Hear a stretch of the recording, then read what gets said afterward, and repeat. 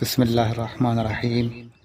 باب العزا یصیب النعل، باب ایسی نجاست کا جو لگ جائے جوتے کو، یعنی جوتے کو لگنے والی نجاست کا باب۔ حدیث نمبر 57 ہے کہ عن ابی ہریرہ رضی اللہ عنہ عن النبی صلی اللہ علیہ وسلم قال، حضرت ابو ہریرہ رضی اللہ تعالیٰ عنہ سے روایت ہے، وہ فرماتے ہیں کہ رسول اللہ صلی اللہ علیہ وآلہ وسلم نے ارشاد فرمایا، اذا وطئ العزا بخفیہ،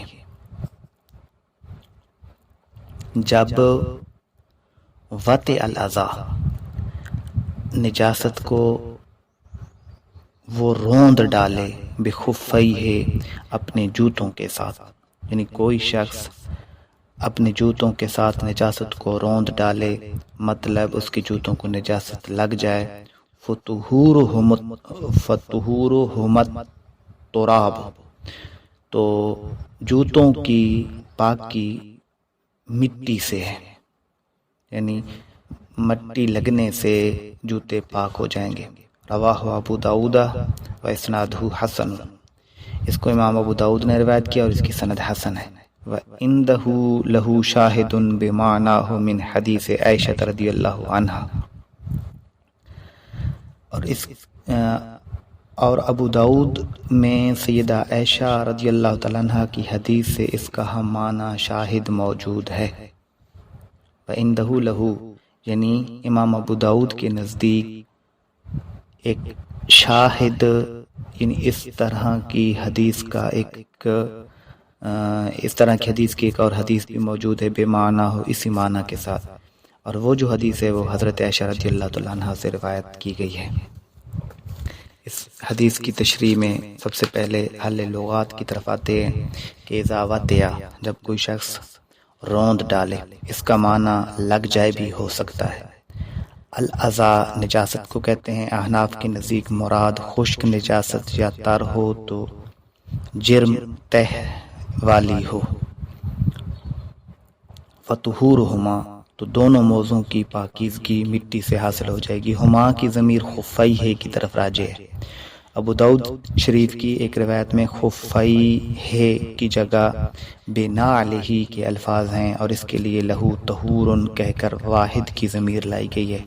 نیز نعل کے الفاظ کی وجہ سے مصنف باب کا نام یہی لائے، یعنی موزے ہوں یا جوتے ایک ہی حکم ہے۔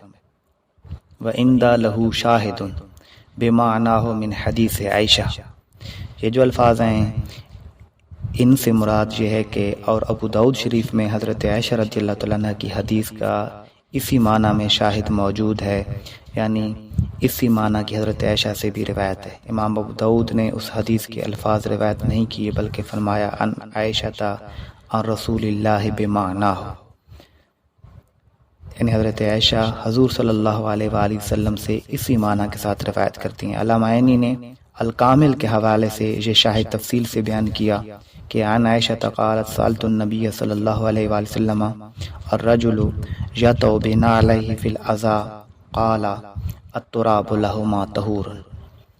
حضرت عائشہ سے روایت ہے، وہ فرماتی ہیں میں نے نبی کریم صلی اللہ علیہ وآلہ وسلم سے سوال کیا کہ جب مرد اپنی جوتیوں کے ساتھ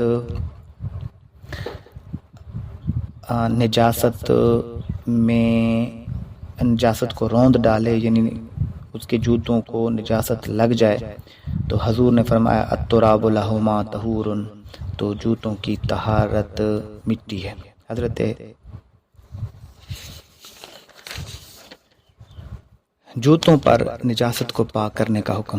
علامہ عینی لکھتے ہیں اس حدیث سے ہمارے اصحاب احناف یہ دلیل پکڑتے ہیں کہ موزہ اور اس جیسی چیزوں پر جب نجاست لگ جائے اور وہ جرمدار یعنی تہ والی ہو، جیسے گوبر، خون اور منی، اور وہ خشک ہو جائے تو زمین کے ساتھ رگڑنا جائز ہے۔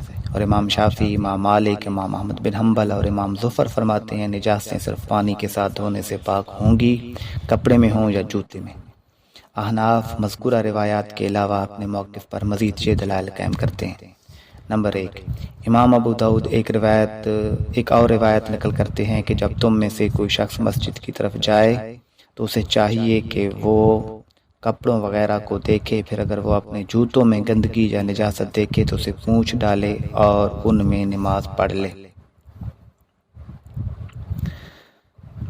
جوتوں کے ساتھ نماز پڑھنا اس دور کے اعتبار سے تھا جب مسجدوں میں جھاڑیاں، کنکریاں یا کیچڑ ہوتا تھا، جس میں ننگے پاؤں نماز پڑھنا تکلیف کا باعث ہوتا، اور وہ جوتے بھی ایسے ہوتے کہ ان سے سجدہ کرنا مشکل نہ ہوتا تھا۔ نمبر 2، دوسری دلیل احناف کی۔ امام اوزاعی فرماتے ہیں جائز ہے کہ کوئی شخص اپنے جوتے یا موزے سے مٹی پونچھ کر ناپاکی کو صاف کر لے اور اس میں نماز پڑھے۔ عروہ بن زبیر سے بھی اسی طرح مروی ہے کہ وہ بھی جوتوں یا موزوں سے مٹی کے ذریعے نجاست دور کرتے تھے۔ چوتھی دلیل یہ ہے کہ امام نخعی جوتے اور موزے کو جس میں گوبر لگ جاتا مسجد کے دروازے کے قریب پونچھ لیتے اور لوگوں کے ساتھ نماز پڑھ لیتے۔ ان تمام روایات و آثار سے معلوم ہوا کہ مٹی کے ساتھ نجاست صاف کی جا سکتی ہے، لیکن احناف یہ بھی کہتے ہیں کہ وہ نجاست جو جرم دار ہو وہی رگڑنے یا پونچھنے سے پاک ہوگی۔ اس قید پر اعتراض ہوتا ہے کہ حدیث تو مطلق ہے، اور مطلق میں کیسے قید لگائی جا سکتی ہے؟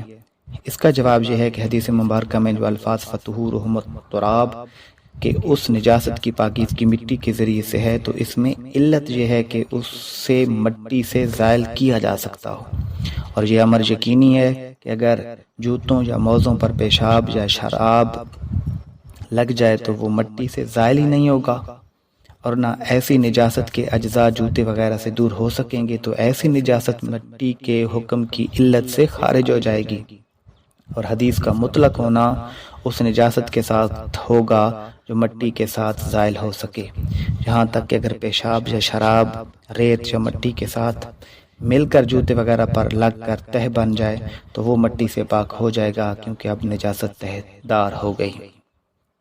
احناف کی جرم دار ہونے کی شرط کے علاوہ نجاست کے خشک ہونے میں آپس میں پھر اختلاف ہے کہ وہ نجاست جو لگی ہے جوتوں کو خشک ہو یا تر۔